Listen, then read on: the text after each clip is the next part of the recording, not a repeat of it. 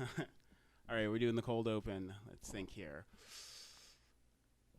Zeke, on today's episode, you and we become sleeper cell terrorists and blow up a building. Hold on. Wait a minute. On this episode just of You Don't Love Giant Robots. What? Try to be normal, This Nick. Level impossible. That's is a place promised in our early days. I don't think they promised eco-terrorism. We are the mujahideen okay. of anime. Cutting that out. No. Cutting that out. That is crazy. The mujahideen of I want you to really think about this. Throw your We're going curved daggers in the sky if you're listening to this episode.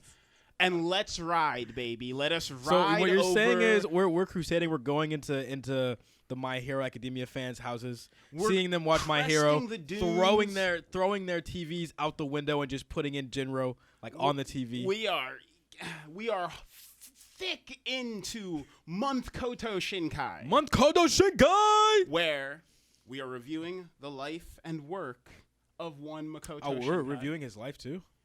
I think this is about the point where you want to start reviewing his life, because if you've watched our previous episode, Voices of a Distant Star, now this is the follow-up.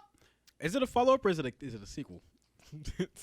It's a sequel, Xenon. Oh my about goodness. it. Zetus Lapidus, indeed. Get this guy out of here. So, this movie, it's made by Comics Wave. One of those 90s one of those companies that has a fake sounding name. Yeah, you don't think it's a real company until you realize how much stuff they worked on. You're like, oh yeah, wow, they're actually a real company. Sometimes you'll be looking at the box of an anime and you'll be like, "G Kids, the fuck is that?" That is a real anime terrorist organization. To be honest. You're just like, what is this? Nah, G Kids is terrible. So this movie, right, came out when 2006. So this was, some people think this was his debut because they don't know about Voices of a Distant Star, but this was actually his second movie. This is his first real deal big boy pants. They were like, you know what, we're gonna actually take the training wheels off. The Pampers are coming off. You get to use the real toilet. Go. Feature length. Feature length. This is when Makoto gets to start saying to other people, feature length. Look at my movie. I'm a feature length film director. You shit. You little whelp. I could have you destroyed. I don't think he was saying that yet. No, I think 2 movies later he probably was. I like to think so. But I guess so spoilers ahead. Spoilers starting. Well, wait. Let's talk about this before spoilers. Just talk about our wishy-washy sort of feelings about the movie. Can I talk about my real feelings or from not knowing the truth feelings? Coming at this, you're allowed to speak freely, but let's try to limit it to this. So Nick has a gun to my head, and he said if I don't say exactly what he says I'm supposed to say, I can no longer be on the show. No, I just no go off, Queen. Go off, Queen. Slay, perhaps. Slay even. Yes. Okay. All right. Because I'm just saying, if you were consuming these as these came out, oh, they are a masterpiece. So I first saw this movie actually in high school when I was 15, because I saw it in an anime ad. I'm like, what the heck is this? And I watched the movie, didn't understand most of it, but I was like, this is amazing. This is an amazing movie. The music was. You saw that at 15? I saw this when I was 15 years old. Damn, I didn't like romance in things, period, until I was probably in my 20s. Oh, bruh. Nah, listen. Nick, if you look at my anime backlog of everything I've watched, it's 2 genres. Shonen, romance. That is all I watch. Feeling the love. Okay. I really am feeling. Look, if you need some good romance anime recommendations, I got you. Okay? There's some really good ones out there. But yeah, I'm huge romance guy. Good to know. Yes. Why do you say it like that?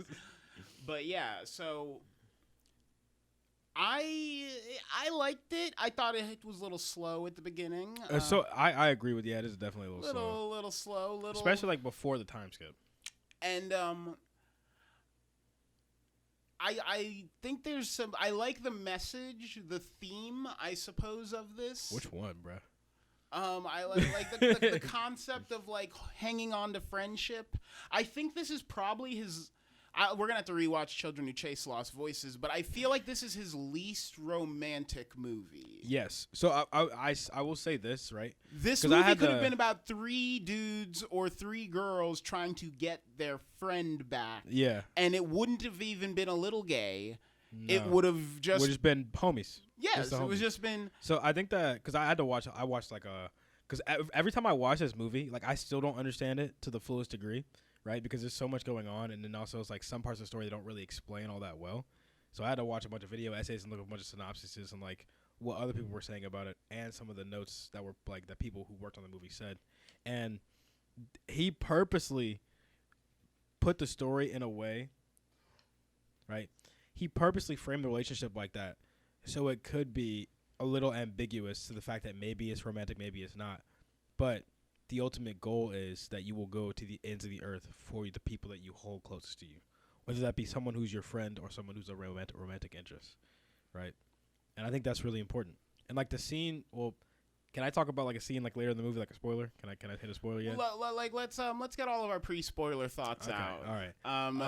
If someone's like, I just want a recommendation on this movie, but I don't want it to be ruined on it. Okay. That's what I'm thinking for this part is like really amazing animation, music. A lot of the music in Makoto Shinkai's movies forgettable. Like it's not bad, but it's not just something. Swelling harps, yeah, and like it's not cellos. Something. It's not like a Joe Hisaishi where you're like, oh my goodness, I'm gonna have this in my brain for the rest of my life. But it's like it's all right. A motherfucker steps out his house and he sees birds rising over their house, and you hear like, whoa, and then you hear like some singing in the back, like Koishite mai no yeah. So.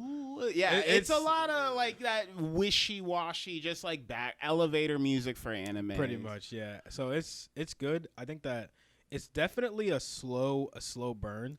Characters, everyone in this anime has brown hair, and that's not like a normal complaint that I would make, but I got kind of mixed up. I got mixed up a bit at times watching You got confused by who was who? Yeah. Did you not? Everyone in this has brown hair. No. Their voice actors are different. I know, but I'm saying there's scenes where people don't talk. There's scenes that are silent. So I think that especially when you don't see them for a long time and you get to the time skip, you're kind of like, wait, who is who? So I get that's a little fair, but that's a weird complaint. I'm gonna be honest. Usually you're just like, where's the pink hair girls at? Is that what you're saying? Just no. This is I need my pink hair mommy now. Is that exactly what I thought watching Oppenheimer? I was like, there's too many guys with like brown hair in this movie. It's hard for me to tell who's who. It was set in America. Makes sense. Some people actually complained in Oppenheimer about the lack of. You know what? I'm not gonna say it. I don't feel like getting demonetized. But I'll tell you later. But it was just a really stupid complaint. But I think that because of the subject matter and plot of the movie, it was probably going for a more serious tone. So I think having some random chick with like purple hair out of nowhere probably. I don't need purple hair. I'm just saying, give them like different shades of brown. It's in Japan. Like this movie is set in Japan. 2 of the characters, Maki and Sayuri, from behind are like almost impossible to tell apart at first. Well, any girl from behind is almost impossible to tell apart at first. Whoa. That came out wrong. Came out wrong, bro. That came out. So anyone that has similar hair is hard to tell apart from the back. That is what I meant. You're reverse face blind. Which you should see a doctor about. Maybe get medicated for. No, I choose not to.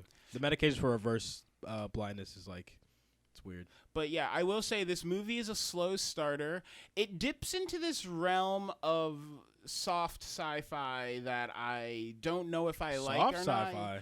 Where it's not super concerned with the tech. It's not really concerned with the situation. It's very man on the ground, you know? It's more concerned about the plot and how those concepts drive the plot. Like, Man of Steel tried to be very man on the ground with Superman's destruction, where it's like, imagine if you were, like, there in the building that Superman got thrown through. Like, how fucked up would that be, though? Yeah. And this tries to do a lot of that, where it's like, you're seemingly just some people who are... At first, it seems like these people aren't... Like... There's a stunning lack of information in this. Even for a soft sci-fi, there is a lot of the people at top. This is why, because a lot of the stuff that I did find out about the movie wasn't stuff I found out from watching the movie. It's from like peripheral things.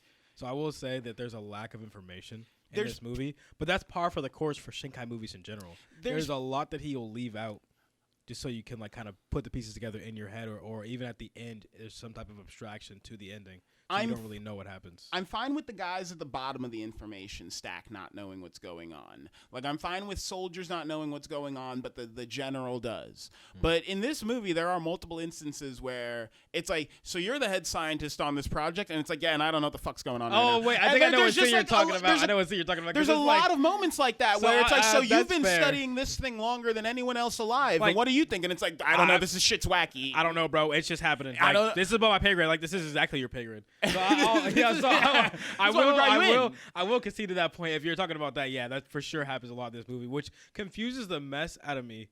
Because I'm like, there's a lot of things in this movie that are unexplained, and they will remain unexplained. And I think that something like that is like a hindrance to world building, especially with like it's a movie, not a series, but yeah. But especially with something with sci-fi, like even Interstellar, the world building was good.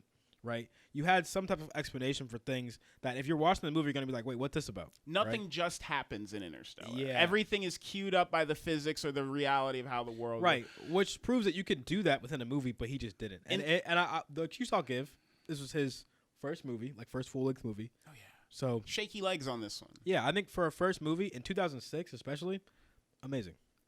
Definitely good first step. Better than I could shit out. Not me though. I'm just still different.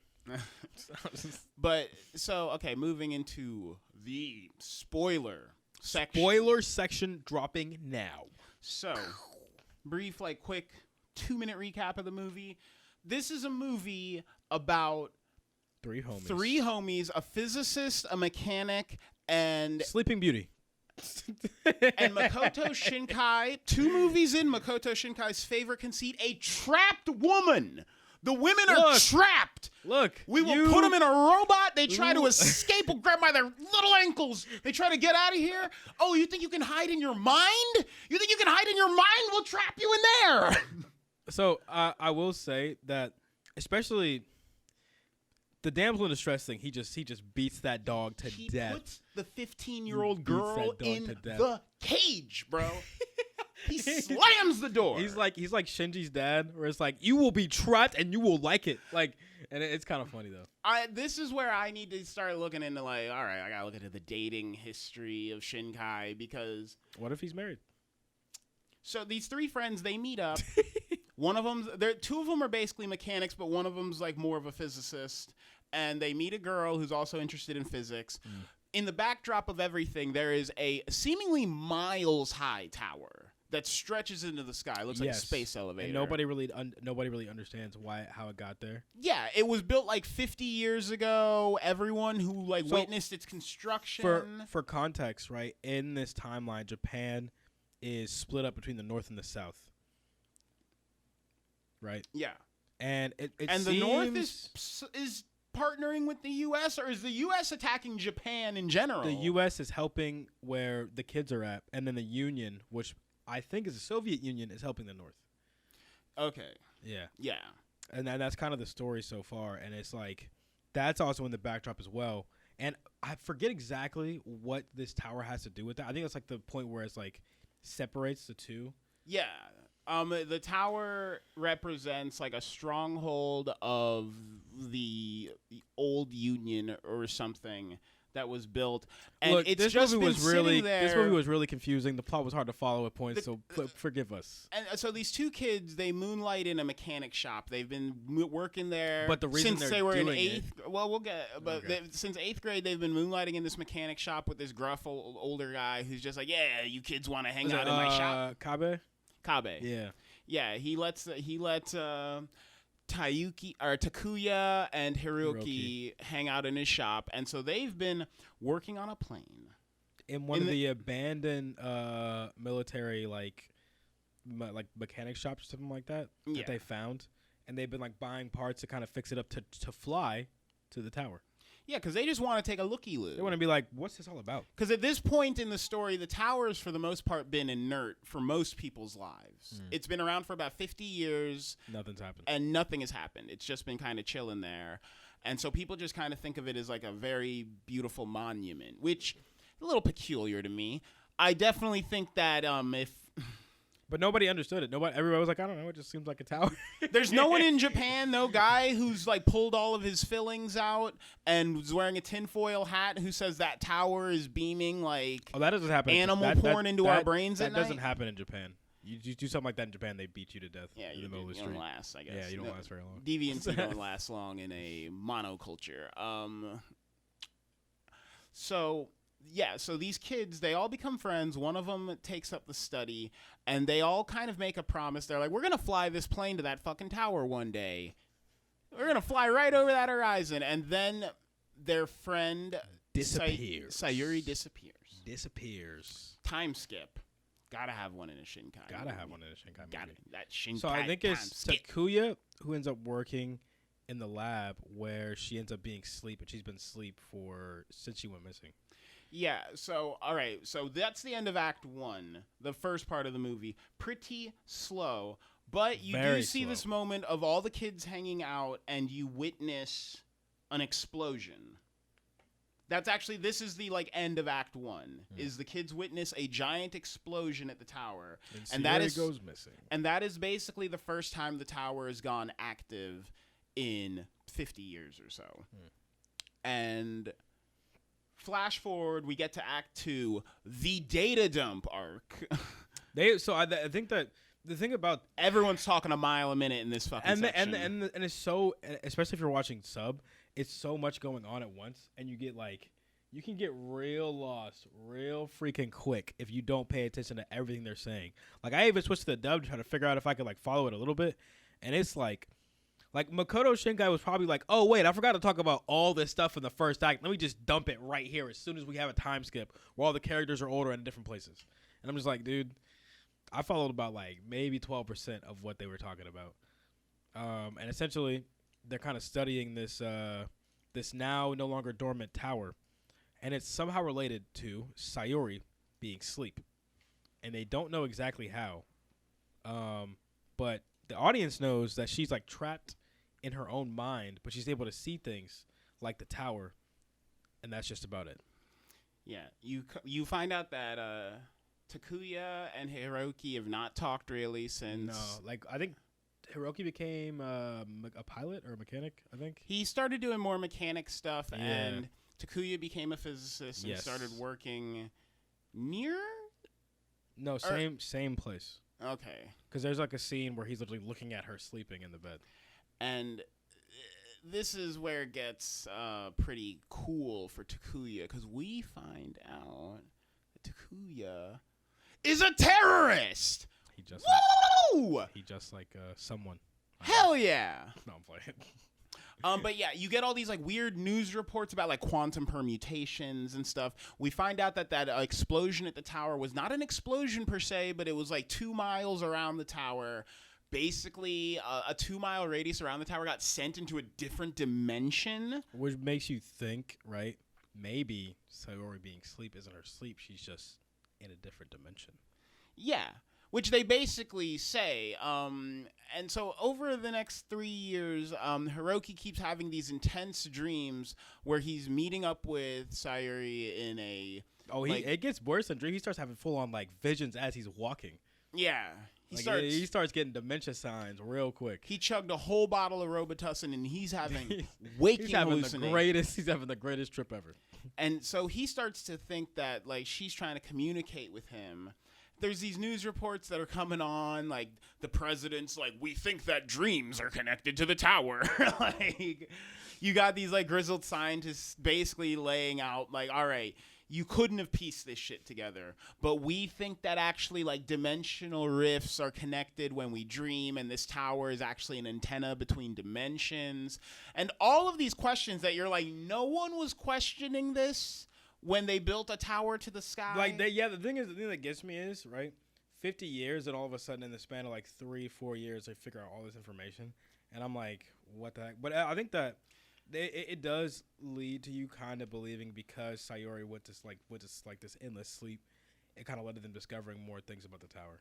Yeah, and so you find out, like, we're going to just blast through the plot here, because... It's a lot. The plot is, like, a lot of loose sci-fi concepts that it feels like Shinkai was into, but didn't want to spend a lot of time tying together. Yeah, he kind of just spent, like, the same amount of time on every single concept in order to get it all in there. He's Yeah. just trying to jam as much in there as possible. Yeah, there's not like a Full Metal Alchemist, like the curse of constantly pursuing knowledge because it's forbidden, or like I don't know, I'm trying to think here, an AOT story about the parables of the cycle of violence. Freedom! A My Hero Academia about like the nature of hard work and perseverance. There's not one of those here. This is like a lot of the concepts here, like dimensionality and altered lifestyles. It's and kind of. it's all just kind of like background noise for the fact that basically they think this tower is tied to this girl sleeping, and each time she wakes up, a different chunk of the world gets sucked into a different dimension. And so to your point of like you're talking about, there's not really a connected point, right? I think it's because the focus shouldn't be on like the side. Like the sci-fi things are kind of like peripheral things to the story of Sayori, Takuya, and Hiroki. That's how I perceived it watching the movie. Yeah, and so Takuya, he goes on you find out Kabe's a terrorist leader. The reason he was employing these children, because you're like, he's employing children. He's a bad guy. Well, maybe not. But he's definitely a criminal. He's definitely like murdering people, killing You don't know that. motherfuckers. You don't know that. He's got a mission. He's a man on a mission. He's like, that tower You needs don't to be know destroyed. that. He could be a nice terrorist. What's a little unnerving here is the degree of people being like, Kabe, what's going to happen when you blow up that tower? And he's like, I don't know. So I think physicists are like, when you blow up that tower, it might throw the Earth into like a different dimension. And he's like, and then it needs to go. Nigga's just like, nah, we got what? His character reminds me of someone. Who was it? It was Sahir from Legend of Korra. Oh yeah. Where he's like, he didn't really care about the consequences. He's like, nah, this got to go. We got to destroy it now. Like, I don't know what's gonna happen, but I get rid of this. I think it's because I'm gonna get a little deep with this, right? I think that Akabe was meant to be like the rebellious spirit of like humans in general, right? Because I believe that maybe he thought that the tower was maybe a symbol of some form of like not control, but some form of, what's the word? Not society, like conformity, I guess, if that makes any sense. Or maybe not conformity. Maybe like I don't know, like government. I think it's just that's like the best way I could put it. And he was like, this is the only way to destroy this concept that I don't support. He was perhaps the only person who was like, guys, a 7-mile tall spire of metal is intimidating. And the fact that you all aren't intimidated by it doesn't change that this thing is probably here. None of us put it here, so we shouldn't just let it exist here, because maybe it's here to hurt us or something. I don't know, but he's like almost annoyed at just how not skeptical of things people are. He's the tinfoil hat guy. Yeah, but it's countered because like even the scientists and people who are like working with him and stuff, they're like, we kind of don't know why we want to blow up this tower. Like Kabe just seems to not like it, but we need to blow it up. But why? So I guess it goes back to your point where it's like nobody knew what the heck was going on.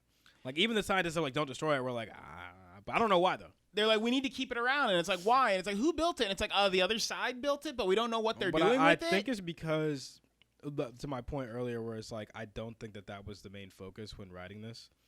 So that might be why there was less energy put into the motivations of the other characters. But yeah, we're in Act 2 though. We got to connect all this tissue. So.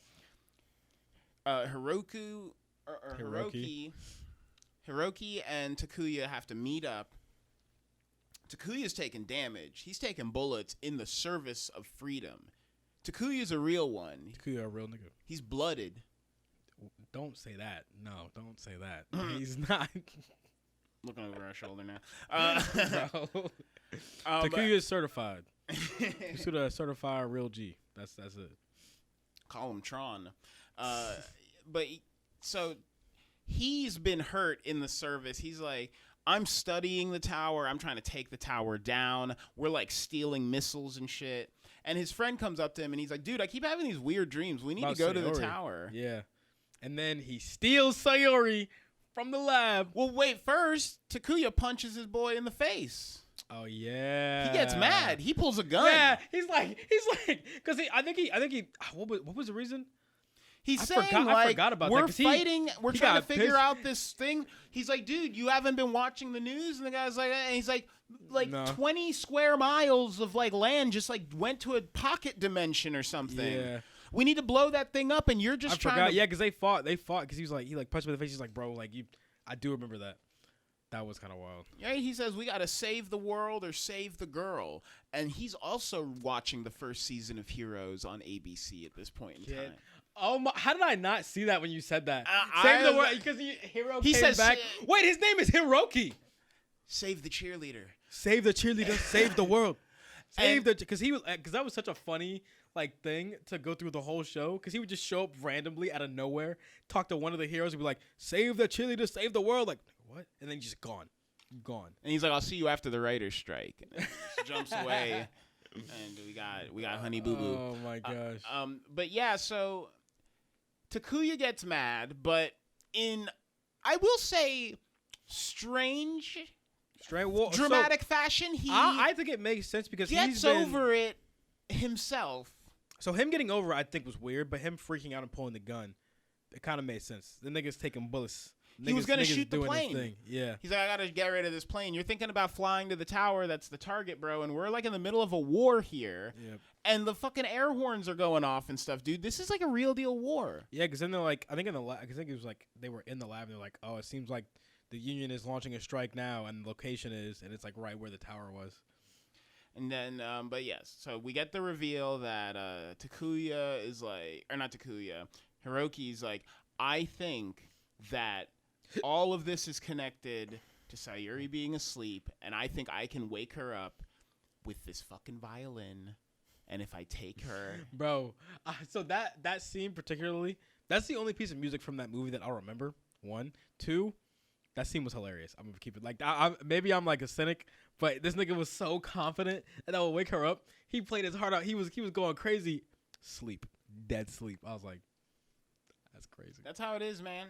You try, you prepare, you plan, you try again, you fail. You fail in front of everyone. You fail in front of your best friends. You build the people up. You say, fail it's in front of work the this best time. friend terrorist you have who just pulled a gun on you. It's going to work this time. I promise. I'm going to get the YouTube link up, and we're all going to laugh at this funny video. We're all going to think it's as funny as I thought it was when I watched it on my phone. We're all going to watch it at this party, and none of this shit works. But he does figure it out eventually. yeah, you know what? This movie just kind of out of the end of it, it's like, you know, we can just kind of all have everything. We can rescue the girl. We can blow up the tower. No one's going to get thrown into a pocket dimension. So how it ends is a little ambiguous, but that's par for the course for Month-koto Shinkai, I'm going to be honest. Because it kind of just after they get done with the tower, and I think it's like after they land, she's like, oh, wait. The part where she was still dreaming before she woke up, and she was like, I have to remember to tell him that I love him. She wakes up, the nigga's like, what's going on? She's like, I had something to tell you. I don't know what it is.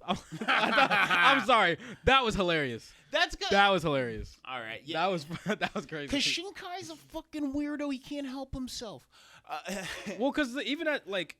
real quick aside. We see one man get turned into strawberry jam during the plane ride in. Well, you don't even see it. You just see the blood get on You just see one. It's like the Americans have missiles that turn people into sweet, delicious Smucker's strawberry jam, and we see one man get turned into that. The plane. The last couple minutes of this movie are really where the majority of my I guess issues with it come in. I could see that. I think the animation was probably the best at the end, but the story kind of fell apart towards that part. It's me seeing the F-22 Raptor. Seeing the B-2 bombers in the sky, seeing the A-10s flying, because this is about a bunch of first-year college kids who have a plane that can hit Mach 2. Plot hole. How that plane made it to where it made it to, being that close to the Raptors. 1, 2. How the Raptors were like, let's shoot this little nigga out the sky. Up until you see the Americans using modern-day tech, you can kind of just hand wave that this takes place in the future. Well, so it takes place. So the first year that's mentioned, during the movie's 1994. So this takes place around like 96, 97. But I mean, like you can take this takes place in an alternate reality where Right. tech is. We can build a structure that's like miles high and shit. We can still do that. It's just crazy that like when you see the F-22s and stuff, you're like, wait, these kids have like a more advanced plane than the Americans have. What? The tech starts to have that. It falls out of scale. You know what? I didn't think about that. Really? I didn't think about that. Because the nigga, yeah, that plane does look kind of futuristic comparatively. It like transforms and shit. It like I didn't understand why not just give the Americans future planes, just give them like X-wings, literally just like whatever. But he gives them all modern tech, and it's like wait, hold on, my brain just exploded because I didn't think about that. Because like if you really, I didn't get it. That's actually really good. I didn't notice that. And I don't get why Shinkai, honestly, this is another Shinkai tale where, first off, he is obsessed with women being trapped in pubescence. That is kind of weird. I didn't notice he did the same thing in this movie that he did in his first one, too. He always locks them in before they know how to call out, like, a scumbag. Like, he always gets the girls when they're, like... And that's because, once again...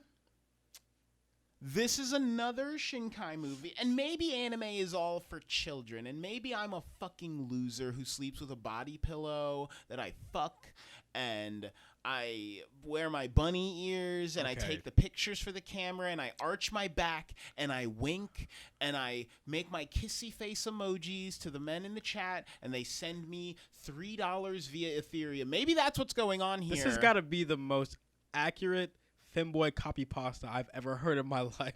Or maybe no part. No, wait, we're not gonna ignore that. Or maybe we're not gonna ignore that. Part Y'all of this movie was improved by them being children. Perhaps.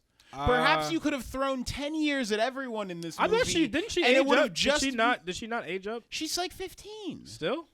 It starts when they're in 8th grade. And the last time they hang out is like they're high schoolers or something. They're in like 11th grade. It's 3 years after. Like 15, 16. No, because it's 3 years. They meet at like 15, and then she like loses her mind at like 18, and they don't see her again until she's like 21. Well, yeah, so she's not trapped in pubescence. But she's been in her. She hasn't. Oh wait, her brain. You know what? I didn't think about that. He's always doing that to the woman brain. We've got to stop him. Look, the only way they can be trapped is if they're stupid. He's always trapping the woman's brain. And this is where it gets, like, I don't have a degree on my wall. I didn't go to Carnegie College of Law or whatever. I went to clown school for dipshits. Just like me, for real. Just like me, for real. And yet here I am playing public defender for anime. So, okay. Here's, because I cannot figure out why you would... Here's the thing that gets me about Month-koto Shinkai movies. Not only that, because I didn't even think about that, because that makes you think about more movies of his that are a little similar, right? Every character is like 10 years younger than they should be. He did this in the first movie where he loves to have these stories of these star-crossed lovers either separated by space or time or both. Or your brain. She's in a different dimension. Her brain, her body's in this dimension, but her brain's in another one. But like all ladies, but regardless, it's like I think that in 2006 this was new, right? But now it's like, man, I don't know. I don't know if I can get into this now, but it's like No, we've been infantilizing the women for a while. Elfenlied came out before this, and before that you had what was it? Sailor Moon. No, I'm talking about like the woman conks her coconut and then she thinks like she's like a 5-year-old. Oh, you had Launch from Dragon Ball? Yeah. We've been doing this. We've been running this game. Anime does it well. No. Oh, ladies, we've been running this fucked up game for a minute now. Run this game for about 40 years? 400,000 years? Yeah. Yeah, head, bro. I'm playing. But I think we had to throw another one on the stack. So I never thought about the fact that Shinkai always has the women in the movies trapped in adolescence as a way of like infantilizing them to where they need the help of someone else to get out of their own situation. It is very interesting, right? Because it's like, what type of precedent does that set when you're creating the themes in your movie? Well, I mean, getting even further into and I don't mind it much in this movie, and I'm not gonna bitch about this. Yeah, because I don't think it was a bad. Because this wasn't like really a romance movie. Really, you don't know that the girl loves the guy when the guy is not in love with the girl. The guy wants his friend back. Sure. Yeah, the guy wants his friend back, but he's not ever like, I love Sayuri. I want us to be together forever so we can have kids. He's like, I want us to be together again, but he's like, I want you, me, and Takuya together. There's like a moment in the fucking movie where they're like all she's falling and he catches her, and then they both fall in the river together. And I'm like, all right, Hiroki, make a move, bro. He didn't. Go for it. He was like, oh, you good? Takuya shows up, and Hiroki's like, yo, Takuya, come play in the water with us. And I'm like, no, but that's cool. I think that. Oh, you text Takuya, and you're like, I'm trying to do stuff. Hold on. Get the fuck out of here, dude. I want to get some pushback, right? Because I think that a lot of anime now are all just so incessantly horny for no reason. But they're horny in a bad way. Hold on. Hold on. Let me cook, okay? Right. Put the stove back on. Listen, I think that having a story in which you can have that type of, like, relationship of just being homies and not really making it too, like, oh, this is, like, yeah, this guy and girl fell against each other. They automatically are horny for each other now. Like, they're kind of just like, oh, these are just friends that are just having a good time. I think that is somewhat refreshing, even nowadays, right? Because a lot of times, if you watch, like, a modern anime and that same thing happened, what do you think is going on? He's gonna trip into her titties. Exactly. But like I'm saying, like that's the thing is, it's both depictions are equally wrong. I'm not. But this one gussies itself up like it's more realistic because you're not seeing ass and titties, and it's like, no, this is equally self-indulgent because this is I'm not saying one is more wrong than the other. I'm not saying that one is more realistic. What I'm saying is I think that it's refreshing. This one is more realistic because you have Sayuri she's not trying to fuck with Hiroki, actually. She's really into physics because, as we learn, her grandfather built the tower. What? Don't think about it. That might be why she has something to do with it. Don't think about it. But her grandfather built the tower, so she's a physicist. About that. So she's a physicist. So you find out that she has a secret love of physics. And so she sees Takuya carrying his quantum mechanics book. And so she meets Hiroki through Takuya. And I'm like, that's one of the most realistic, like, guy meets girls I've seen in an anime. You just meet through a fucking friend. That's true. Accident. Whoopsie daisy. Not through a, oh, I fell on this chick in class and now we're cool. Yeah, it's not like, oh, this girl's panties came off on the train and I returned them to her. And then she was so embarrassed she invited me inside and then we had sex. So I think that one thing I will praise him for in this movie, right, is his ability to write outside of, like, the physics stuff that happened and the giant explosion with the reality warping tower, right? Shinkai's ability to write realistic character relationships. My issue isn't that these characters are bad. My issue is that Shinkai writes 25-year-old people and puts them in 12-year-old bodies. And I don't know why he does that. I literally don't get it. On, like, a fundamental level, it's like, is this like, you want to write a novel and someone's like, is there more than 2 dragons in it? And it's like, yeah, and so you're going to have to sell this in the young adult section, so you're going to need to age your protagonist down from 30 to put him in, like, a high school. I know that happens with, like, fantasy books and shit. Maybe he just likes isekai anime. And I wonder, did one of his publicists just grab him and be like, you need to put this needs to be high school. So maybe, because I think maybe that might have been something that went on where they're like, oh, we wanted this to relate to a broader audience. So having, like, younger protagonists would probably do that. That might have been something that has to do with what he does with these characters. Ghost in the Shell. Major Kusanagi is a hall monitor at her local high school. But that's what I'm saying. That's probably why, especially at the time, like 2006, it was a lot less. This was right when anime was getting a little shaky. Yeah. This is right before Gurren Lagann saved us all. Did Gurren Lagann save us all? Gurren Lagann put a bunch of money into anime. I'm trying to think here. What were the big money booms? There's Spirited Away, Naruto. Naruto Shippuden. Yes. There was... what was the next big money maker in anime? I think one... Between wait, Your was Name... Marineford coming out? What came out before Your Name, but after Spirited Away? What was that in between? How's Moving Castle? I'm trying to say like was it all Ghibli? Is it Ghibli all the way I down? think it's Ghibli all the way down. I did see Ponyo in theaters. It's Ponyo, Howl's Moving Castle, The Wind Rises. Yeah. So I think it was Ghibli. Fuck. I think it was Ghibli. We're fucked. It was Ghibli. All the way up till Demon Slayer, we're fucked. Yeah, so until and Demon Ride Slayer, Your Wave, we're fucked. Ride Your Wave was after. Ride Your Wave was like I know, but I'm saying all the way up till. Well, see, I think the ones that it was like Studio Ghibli movies, Naruto Shippuden, Bleach until it got canned in 2012. But anime was not flush with Demon Slayer cash like they are now. Even I Death think Note that what it was had so money, but wasn't. I don't think it was an anime that did it. I think it was pop culture, and I'll tell you why. Right? Because I remember when this point in time happened. When you started seeing people's favorite rappers talk about anime and actually be openly like nerds about this stuff, that's the point in time. Like 2016, 2017, that's the point in time when like this Demon Slayer money started showing up out of nowhere. Yeah, and so, but I don't know, because at the same time, I don't know. It's a constant refrain for Shinkai movies. I'm always just like, make them not kids, dude. But I can't. But I don't want to spend too much time on that. I do love. Like you do though. I do love that this is a movie about being a terrorist. I think that's cool. And I will say, especially after finishing Weathering with You. I didn't watch it. You haven't finished it? I didn't even start it. I did not question Shinkai's politics until I finished Weathering with You. And then I was like... Was it that bad? It's not that it's bad. It's that the last 20 minutes of Weathering with You is very bizarre climate denialism.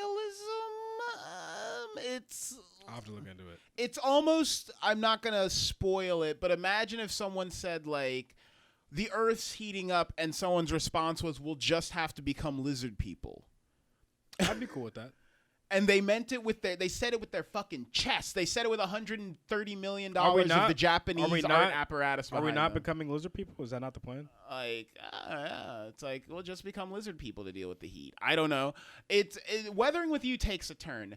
And so, but this movie now, rewatching this movie, I am like, Shinkai's got some weird politics. A lot of terrorists in the Japanese anime industry, though. You got Katsuhiro Otomo. Terror in Residence.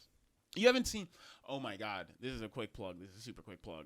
But this is one of my favorite things. It's not going to be quick, y'all. Spoiler. It's going to be super quick. I'm going to be talking as fast as I possibly can. Have you seen Avatar 2? Way of Water. No, I hate Avatar. Oh, my God, dude. I hate Avatar. I hate Avatar with every fiber of my being. The stories are lazy. The disrespect. The stories are lazy, and the only thing that carries it is the graphics. The graphics are amazing, whatever, dude. and the story sucks monkey nuts. I don't care. To understand the art of production. I will never care about Avatar because it is an objectively bad movie, not telling any new story whatsoever. You're ridiculous. No, I'm right. I'm just right. I'm just not old. You're wrong. I'm just not old. Zeke, you don't understand. Everybody under the age of 58 doesn't like that movie. It's because you don't get the work. No, I understand the work and the effort. Doesn't make it any less of a bad cheap movie. Shit. Look, cheap thrills. No, because look, here's the thing, Nick. Right, there are a lot of movies that are really good that have a lot of work into them. That the stories are convincing. The story in Avatar, I don't care. It's nothing new. It's nothing that hasn't been spewed to my face for the last 20-something years. I don't care about Avatar. It's not about that. If they said... It's about the movie magic, Zeke. You sound silly. You sound silly pants. I don't... It doesn't matter. You sound like Look, you're critiquing the shoes everyone was wearing in Titanic. It doesn't matter how perfectly you decorate the turd. It's still a turd. You put a cowboy hat and a bust down chain on a turd. It's still a turd. You're looking for the wrong things. I'm looking for something good. You're critiquing the action scenes in a slice of life right now. No. That's what you're doing. What is good about Avatar? Is the story good? The production.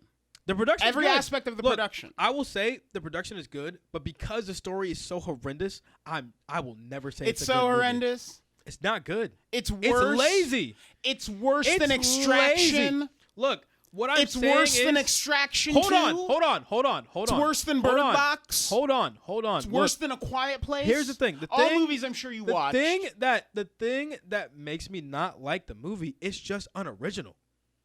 And I will say there are movies that draw like comparisons or like some plot points from other movies. That's fair. We don't have time for me to explain Avatar, how you don't get what James Cameron is doing. James Cameron is a hack that just got lucky once. I don't care. Well, okay, you know what? That's cinema is That's not fair. James Cameron does have some good movies. I just don't like Avatar. You're showing your ass, so I don't even need to do anything. James Cameron has some good movies. I just don't like Avatar. I never liked it. Even when it came out, everybody was sucking Avatar off like it was Jason Love. You know what I said? It's not that good. You're so cool for being countercultural. I don't care if I'm countercultural. It's just bad. It's just a bad movie. Okay, you're saying it's bad. The story's bad. It's not about that. It's about that when a guy comes riding in on a blue creature and he jumps off of it, another blue creature grabs his hand and swings him into the scene. It's like someone puts your finger on the chest. Like, how did he film that? How did he film that? How do you feel about Death Stranding? Was that a guy? How do you feel about Death Stranding? How did he film that? Wait. Smart guy. Wait. How do you feel about Death Stranding? Huh? How do you feel about Death Stranding? Look at you deflecting. I'm not deflecting. Yes, I'm asking a question because what I'm saying is it doesn't matter how pretty the picture is. If the picture is smeared with poop, I'm not going to like it.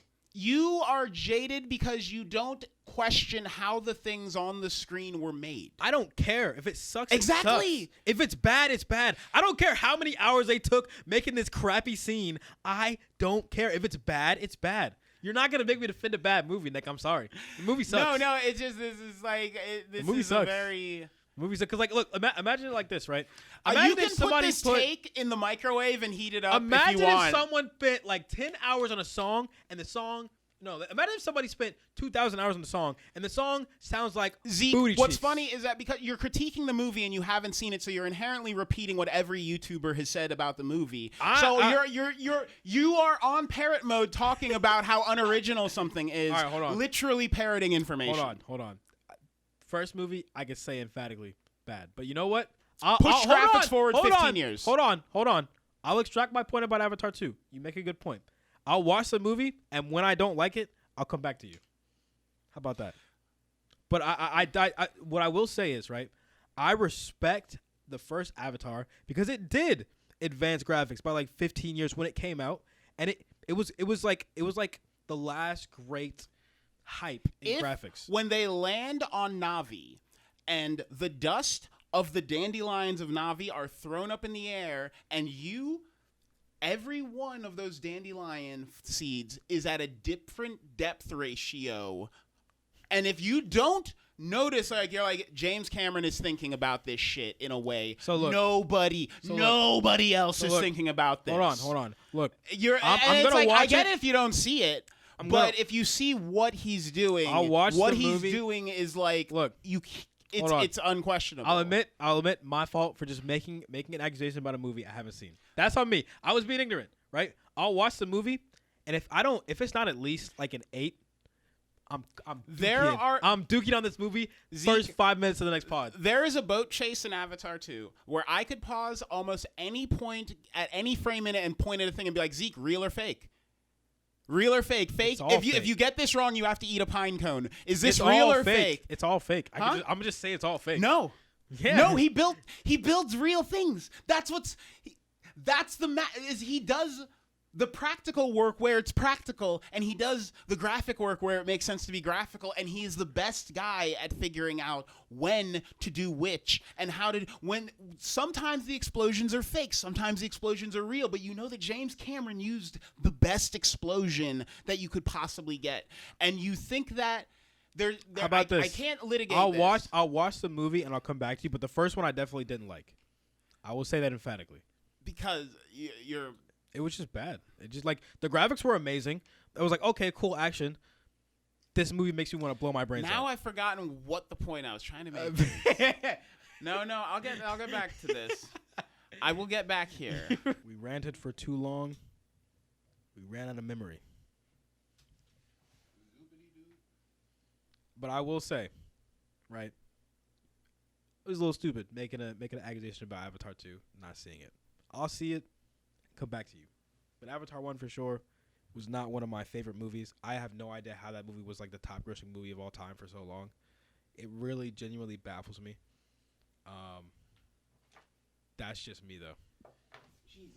I almost feel like we got to like run the tape back to like remember why I brought this up, because I felt like I had such an astute, such a grounded point. You were talking about Avatar. I know nothing about that grounded. I'm sorry. I needed to dip into Avatar 2 for 1 second because it's a You character? said this is gonna be a quick rant. I know. I said, what did you say before I said this will be a quick rant? You're asking This is gonna annoy me so much when I'm editing this episode and I listen back and I'm like, oh, You're gonna be like, oh, I was thinking about this. I was thinking it's gonna come back to me clear as day. You gotta just put a clip of you talking about what you were gonna say in the middle, and just be like, hey guys, editing Nick here. So what I was talking about. Oh my gosh.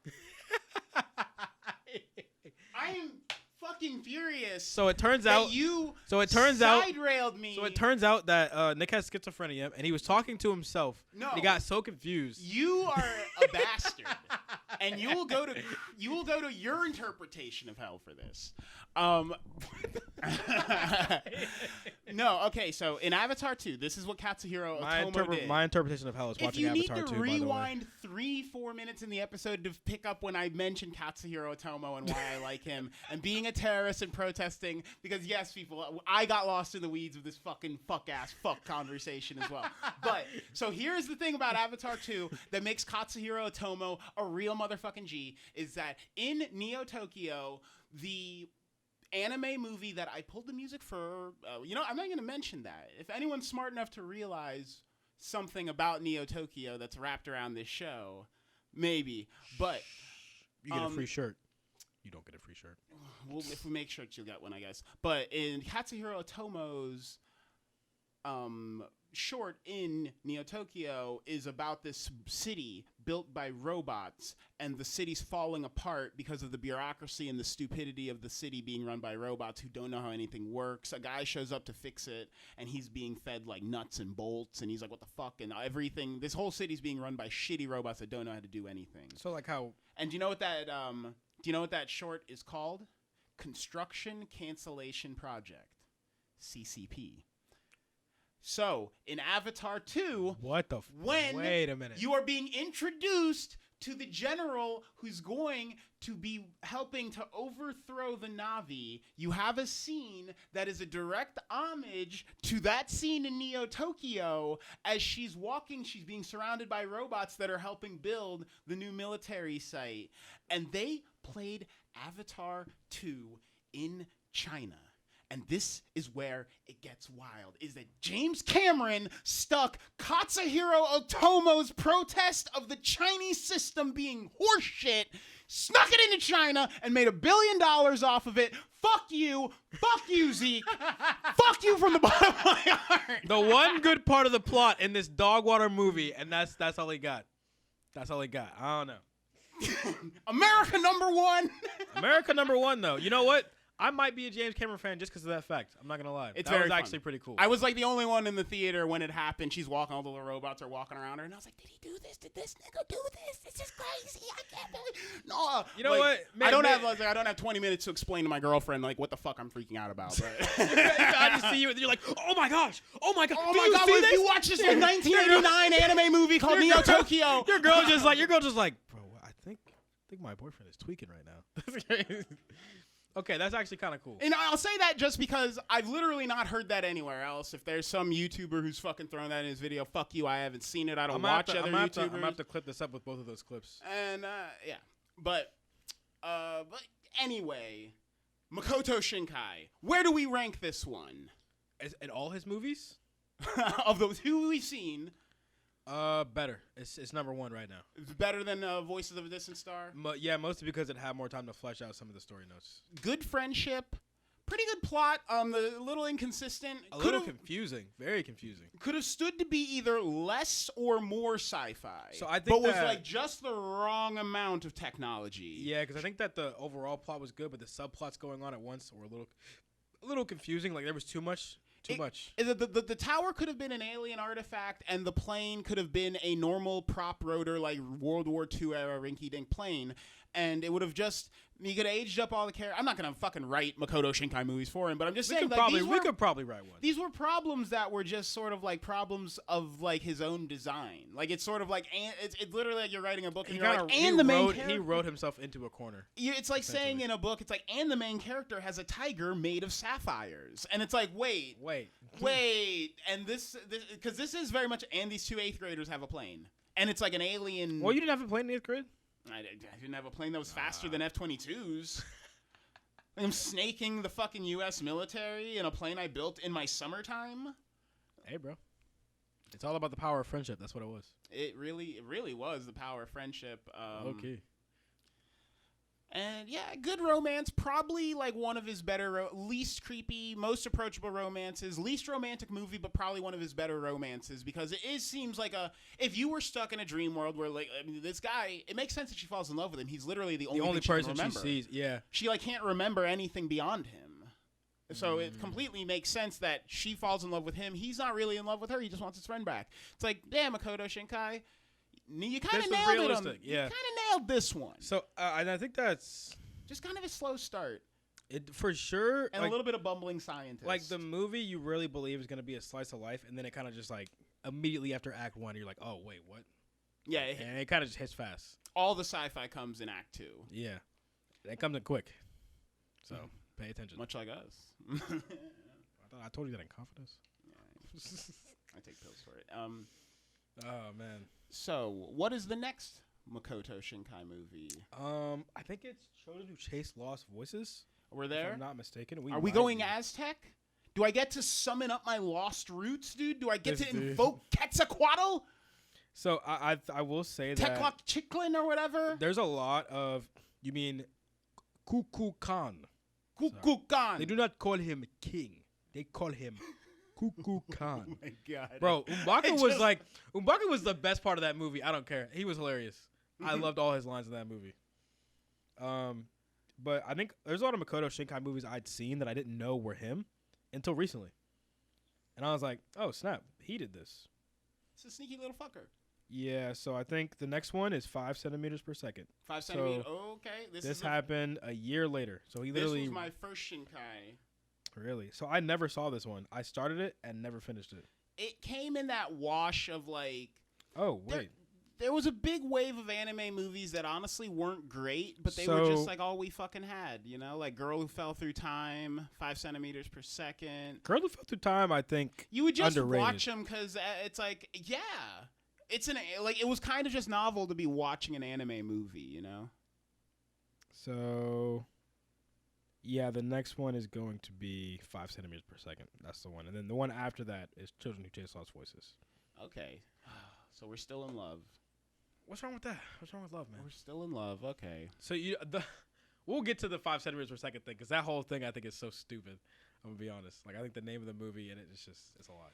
Well, yeah, we got to get on that. Get into that. But anything else from for this episode of Month-koto Shinkai? You can find us on TikTok at You Don't Love Giant Robots with an A at the end because someone else had the name You Don't Love Giant Robots.